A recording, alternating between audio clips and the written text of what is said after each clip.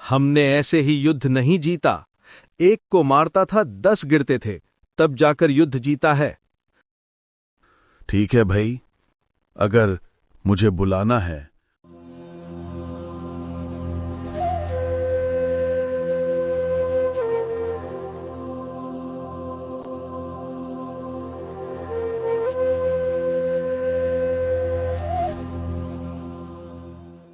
ये कथा द्वापर युग की है। उस युग में परमात्मा करुणामयी जी के नाम से अपनी लीला कर रहे थे। उस समय परमात्मा के भक्त हुए सुपच सुदर्शन जी। सुपच सुदर्शन जी बहुत ही ज्यादा गरीब थे। वो एक झोपड़ी में रहा करते थे। वो परमात्मा कबीर जी के परम भक्त थे। बात उस समय की है जब पांडवों ने युद्ध जीतकर राज करना शुरू कर दिया था। पांचों पांडव खुशी खुशी अपने राज्य को भोगने में मस्त थे।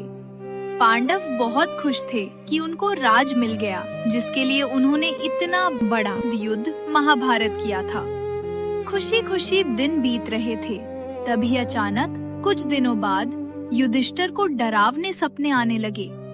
युद्ध में जितने भी सैनिक मारे गए थे, उनकी विधवा औरतें विलाप करती हुई दिखाई देती हैं और कह रही होती हैं, कमीने, तूने हमारा सुहाग छीना है और अब तू आराम से राज कर रहा है।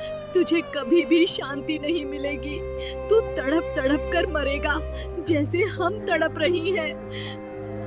इतना सुनते ही युधिष्ठिर की डर के मारे आंखें खुल जाती हैं और वो उठ खड़ा होता है और कमरे से बाहर जाकर चिंतित होकर घूमने लगता है। द्रौपदी हर रात को ये सब देखती है। कुछ दिनों के बाद उसने अर्जुन समेत चारों पांडवों को बताया। आप सब देखिए, आपके भैया हर रात को दुखी होकर उठ जाते हैं और घंटों तक चिंतित बाहर घूमते रहते हैं। हमसे अपना कष्ट छिपा रहे हैं।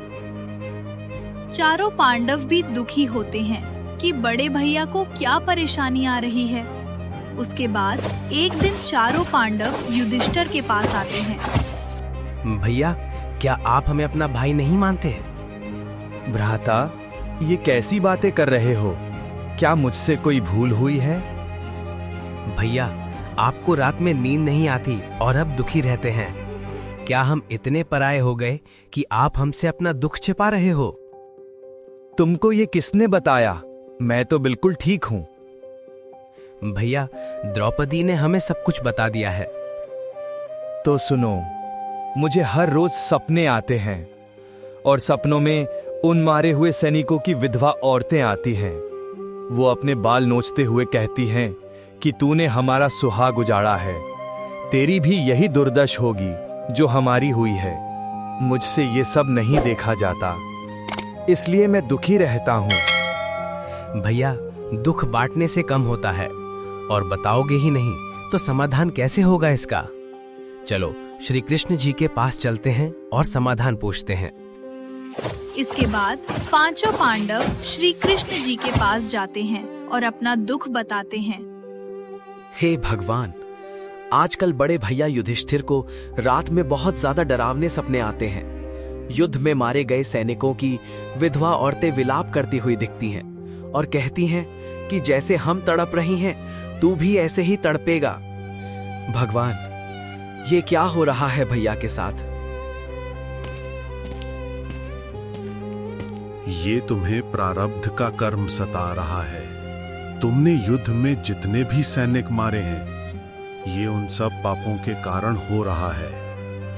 इतना सुनते ही अर्जुन के मन में सवाल आया कि श्री कृष्ण ने तो गीता का ज्ञान देते समय कहा था कि तुझे पाप नहीं लगेगा, तू तो बस निमित्त मात्र है, और अब कह रहे हैं कि उनका पाप सता रहा है। इसका क्या मतलब हुआ? अर्जुन ने पूछने के लिए सोचा, लेकिन युधिष्ठिर के बारे में सोचकर चुप हो गया। सोचा अगर मैं अब ये पूछूंगा तो भैया ये ना सोच ले कि ये मेरे दुख का समाधान नहीं करवाना चाहता, इसीलिए ऐसी बात कर रहा है। फिर चाहे ये मर ही क्यों ना जाए, लेकिन समाधान नहीं करवाएंगे। इतना सोचकर अर्जुन ने श्री कृष्ण जी से कहा, तो भगवान कोई उपाय बताएं। एक काम करो, एक अश्वमेघ यज्ञ करो और उसमें एक पंचमुखी शंख रखो और तीनों लोकों के सभी जीवों को निमंत्रण भेजो। जब सभी अन्न ग्रहण कर लेंगे तो ये पंचमुखी शंख बजेगा। तब तुम्हारी यज्ञ संपूर्ण होगी और तुम्हारे कष्ट दूर होंगे।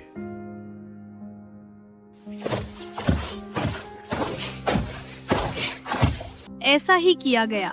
एक सुंदर मंच पर 5 मुख वाला पंचायन शंख रख दिया गया और ये घोषणा की गई, इस धर्म यज्ञ में जितने भी संत, ऋषि और महर्षि भोजन करेंगे, यदि उनमें कोई परम संत होगा तो ये शंख अपने आप बहुत ही भीनी भीनी आवाज में बजेगा और इसकी आवाज तीनों लोकों में सुनी जा सकेगी। तभी यह यज्ञ संपूर्ण मानी जाएगी। तीनों लोकों में संदेश भिजवा दिया गया कि पांडव अश्वमेध यज्ञ कर रहे हैं, उसमें पधारने की कृपया करें। सभी को अलग अलग दिशाओं में भेज दिया गया निमंत्रण पत्र देने के लिए। भीम बलि को उस तरफ के हिस्से में निमंत्रण देना था जहां पर सुपच सुदर्शन जी रहा करते थे। भीम उनकी कुटिया पर पहुंचता है। महाराज, युधिष्ठिर जी का अश्वमेध यज्ञ हो रहा है। आपको ससम्मान निमंत्रण है, कृपया चलकर वहां भोजन ग्रहण करें। भीमसेन, तुम तो बहुत ही ज्यादा पापकर्मी हो। जो भी तुम्हारे अन्न को खाएगा वो भी नरक में जाएगा। तुमने तो युद्ध में इतने पाप किए हैं जिनकी गिनती नहीं हो सकती। हमने ऐसे ही युद्ध नहीं जीता। एक को मारता था 10 गिरते थे, तब जाकर युद्ध जीता है। ठीक है भाई, अगर मुझे बुलाना है तो ऐसे ऐसे 100 यज्ञों को मुझे समर्पण करो, तब जाकर मैं तुम्हारे अन्न को खाऊंगा। अब तुम कुछ ज्यादा ही बोल रहे हो। आना हो तो आ जाना, वरना मत आना। तुम्हारे बिना क्या हमारी यज्ञ पूरी नहीं होगी? ठीक है भीमसेन, जैसी तुम्हारी इच्छा। इतना सुनकर भीम चला जाता है। सुपच सुदर्शन जी ये सब अपने गुरुदेव करुणामय जी को बताता है। करुणामय जी कहते हैं, बेटा, वो सब दोबारा आएंगे। उनकी यज्ञ तो पूरी होगी नहीं, तो वो सब दोबारा जरूर आएंगे।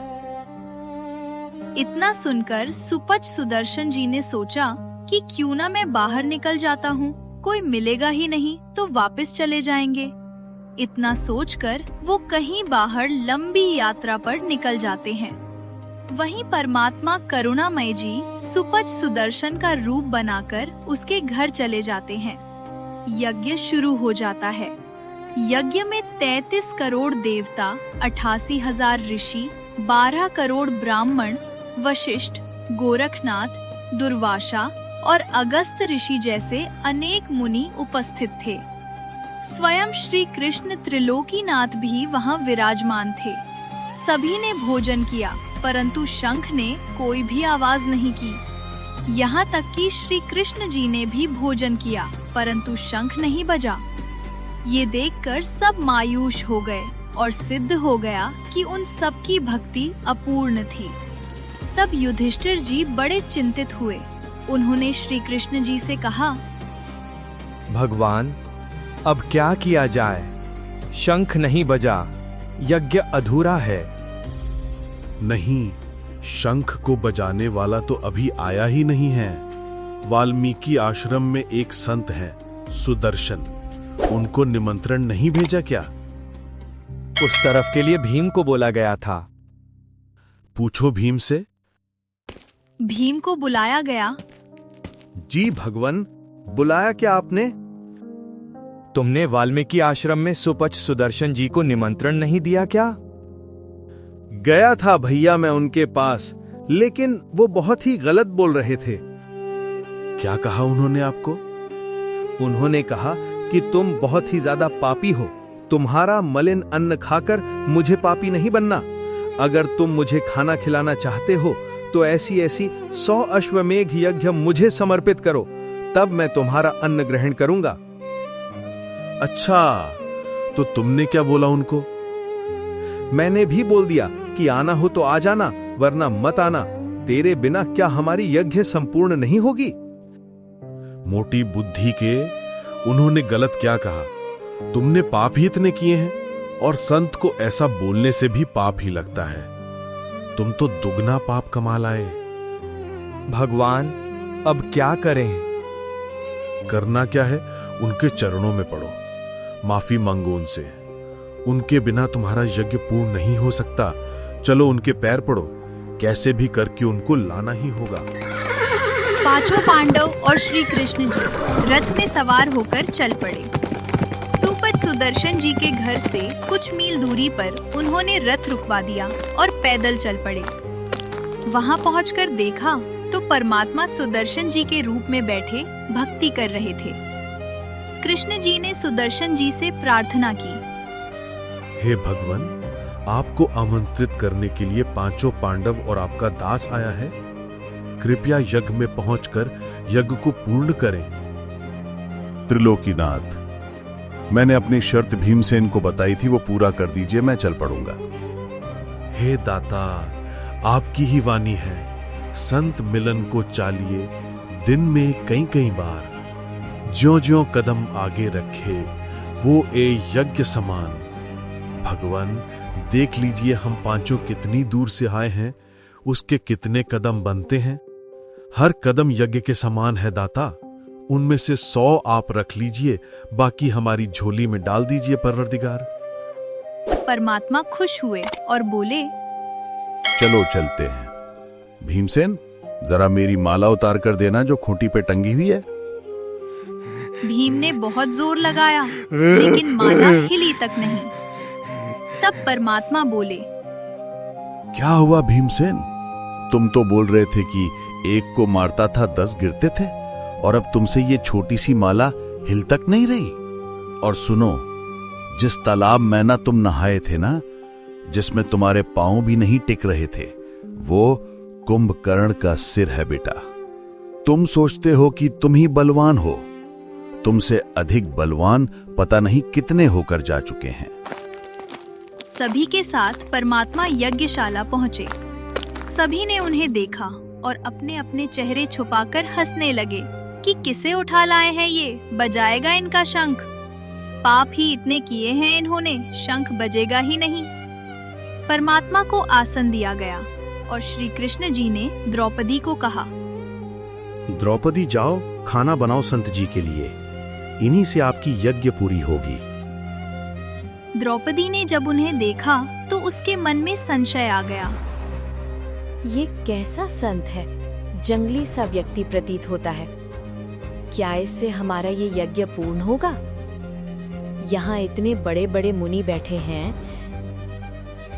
फिर भी उसने परमात्मा के लिए बहुत स्वादिष्ट भोजन तैयार किया। खीर, खांड, कचौड़ी, दही बड़े, पकौड़ी, हलवा आदि अनेक व्यंजन द्रौपदी ने अपने हाथों से खाना बनाया और सुदर्शन जी को परोस दिया गया। सुदर्शन जी ने अपना नियम बना रखा था कि वो सिर्फ 5 ग्रास ही खाते थे। इसीलिए उन्होंने हर व्यंजन का थोड़ा थोड़ा भाग थाली में लिया, सबको मिला दिया और 5 ग्रासों में सारा भोजन कर लिया। द्रौपदी को ये व्यवहार अच्छा नहीं लगा। वो सोचने लगी, मैंने इतने प्रेम से भोजन बनाया और इसने सब मिला जुला कर खराब कर दिया। रहा ये जंगली का जंगली। उसके मन में दोष उत्पन्न हो गया। शंख ने 5 बार ही आवाज की।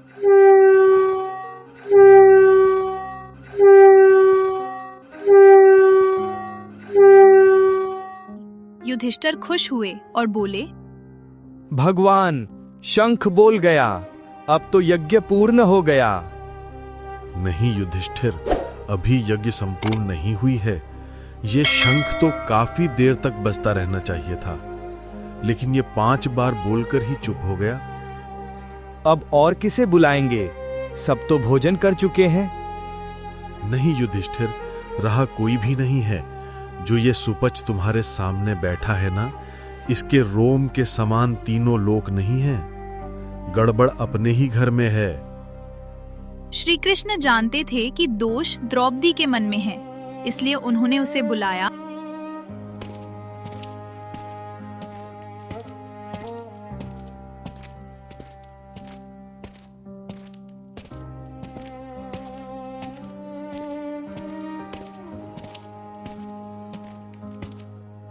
बहन, सच बताओ, जब इस महापुरुष ने भोजन किया तब तुम्हारे मन में क्या विचार आया?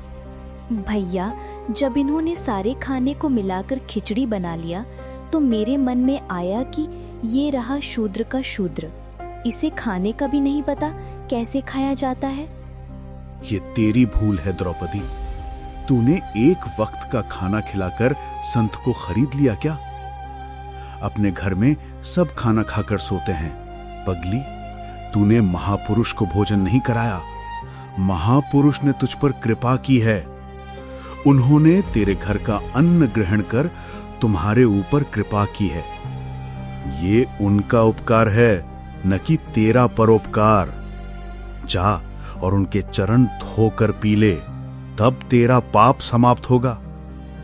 अब मरता क्या ना करता। द्रौपदी ने सिर झुका लिया और क्षमा मांगी।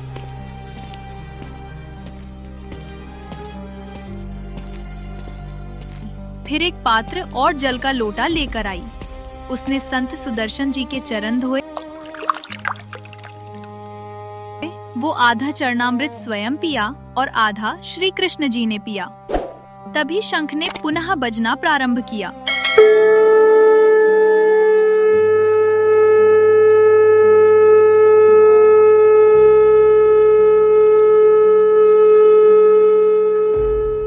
उसकी ध्वनि पूरी पृथ्वी पर फैल गई। सारा वातावरण बदल गया। वृक्षों पर फूल खिल उठे। चारों ओर सुगंध और प्रकाश फैल गया। यज्ञ पूर्ण हुआ। युधिष्ठिर के तीनों ताप, शारीरिक, मानसिक और आध्यात्मिक, समाप्त हो गए। ओम द्वापर की धरा कांपी थी, पाप का बोझ था भारी, राज मिला था पांडवों को, पर नींद हुई थी हारी।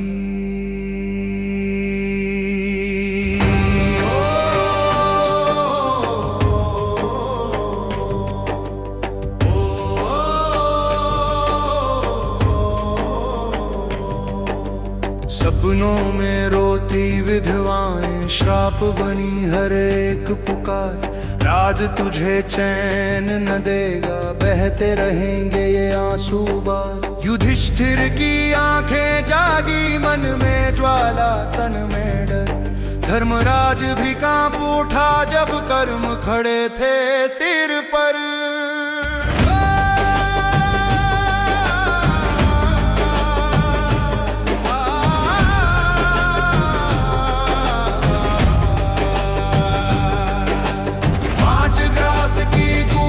तीनों लोग हिल गए, संत की दृष्टि पड़ते ही पाप सभी जल गए।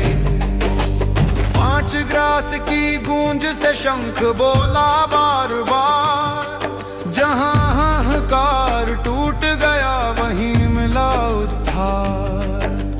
कृष्ण ने बोला कर्म है भारी, यज्ञ बिना न कटे ये दोष। अश्वमेघ रचा धर्म ने, पर शंख रहा फिर भी मौन। देव ऋषि मुनि सब आए, भोजन सबने ग्रहण किया, पर जिसको खोज रहा था शंख वो अब तक आया ही नहीं था।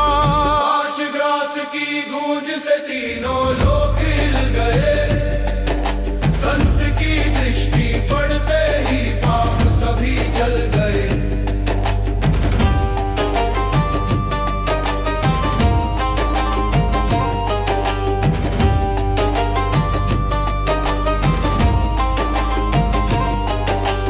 वन का वासी जंगली सा, पर भीतर अनंत प्रकाश।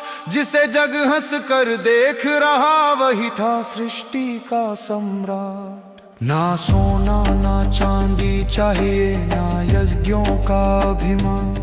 संत तो बस कृपा करता है, खाकर करता कल्याण।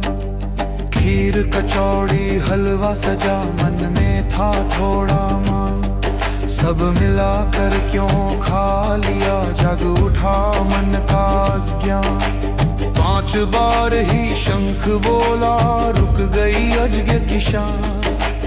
दोष अन्न में नहीं था, दोष था मन की पहचान। कृष्ण ने खोला सत्य का द्वार, भोजन तूने नहीं कराया। संत ने तुझ पर कृपा की है, तेरा तो उद्धार कराया। 5 ग्रास की बूंद से अहंकार गल गया, चरणामृत की एक बूंद में संसार बदल गया। 5 ग्रास की गूंज से तीनों ताप मिट गए।